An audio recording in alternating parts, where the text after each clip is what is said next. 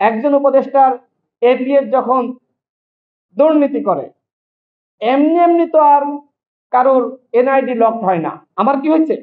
আপনাদের হয়েছে? সারা দেশের আর কোনো আন্দোলনকারী নেতাদের হয়েছে? কর্মীদের হয়েছে? হয়নি। সেই এপিএস এর কেন হলো? আর আমার প্রশ্ন হলো, এপিএস এত দুর্নীতি করলো, আমাদের মাননীয় উপদেষ্টা আসিফ মাহমুদ তিনি জানতেন না?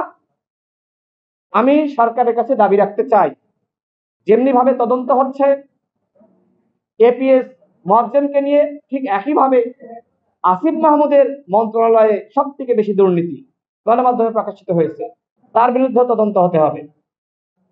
শুধুমাত্র তিনিই নন, প্রত্যেকটা উপদেষ্টার বিরুদ্ধে তদন্ত হতে হবে।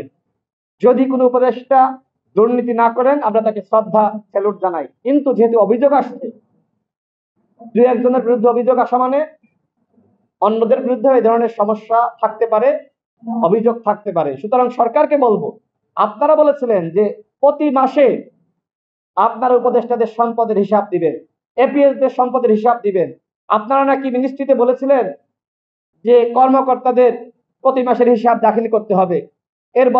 এটি বলার পরে কোন মিনিস্ট্রি সম্পদের হিসাব দিয়েছে?